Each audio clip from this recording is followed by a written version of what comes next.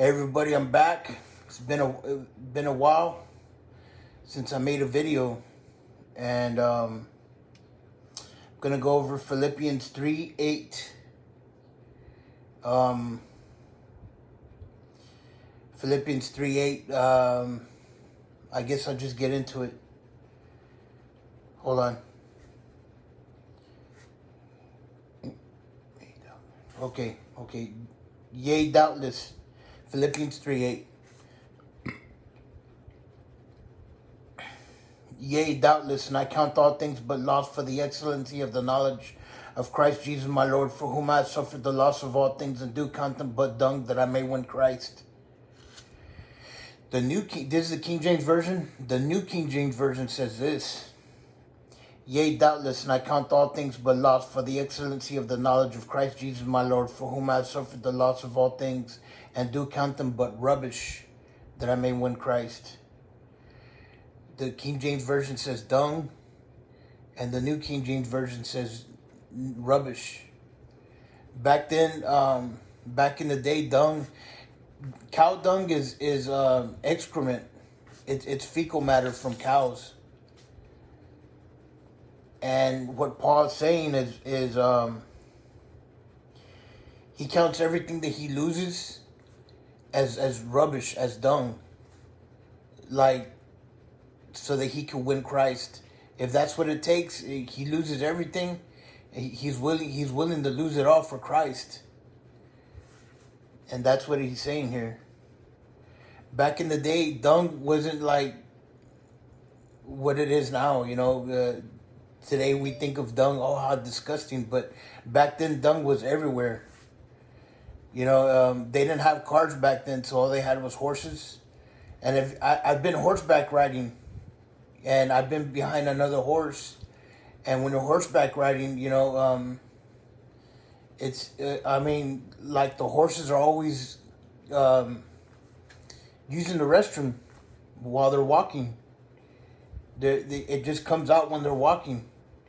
And it's natural, so it wasn't really that disgusting back then for them to say dung. Back in the day. Because it was everywhere. They were used to seeing it. You walk outside your front door and you smell dung. Yeah.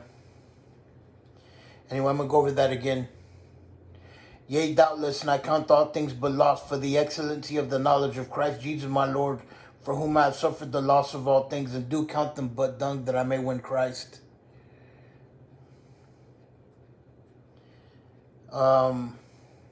Yea, doubtless. He's saying, yea, doubtless. There's not a doubt in his mind. And he counts all things but loss. Doubtless. It's doubtless that he's going to count all things loss. Like he's saying, for sure I'll count all things loss. And I don't have a doubt in my mind that I'm willing to lose anything or everything. Yea, doubtless, and I count all things but loss for the excellency of the knowledge of Christ Jesus my Lord. For the excellency of the knowledge of Christ Jesus my Lord. For whom I have suffered the loss of all things, and do count them but dung. He suffered the loss of all things, and he counts them but dung. Paul wrote this. It's from Philippians 3:8, and Paul used to be Saul. When he was Saul, he was persecuting the church. He was a Sadducee or Pharisee or something, and he was a high-ranking person up in the Jewish command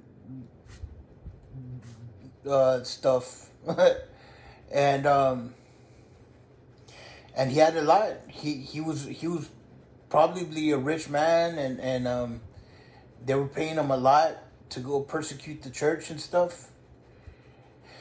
And he lost it all. He lost everything, so that he could gain Christ. For the excellency of the knowledge of Christ Jesus my Lord. How it happened was he was on the road to Damascus to go persecute Christians in Damascus or somewhere. And right in the middle of the road, a blinding light came from heaven, and it blinded Paul. And when Paul was blind, he was blinded by the light. A voice came from heaven saying, Paul, Paul, why are you persecuting me? And Paul was like, I'm not persecuting you. I'm not persecuting you. And Jesus said again, you are persecuting me. You're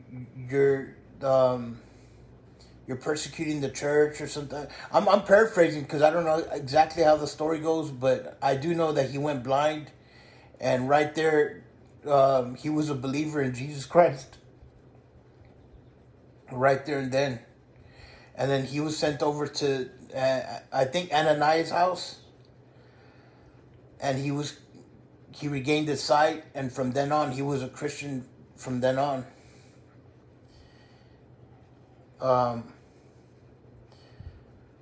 So he suffered the loss of all things and he does count them but dung or rubbish, that he may win Christ. Yeah.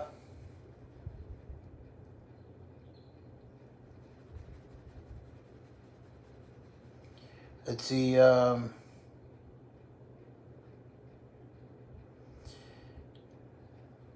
guess that's it.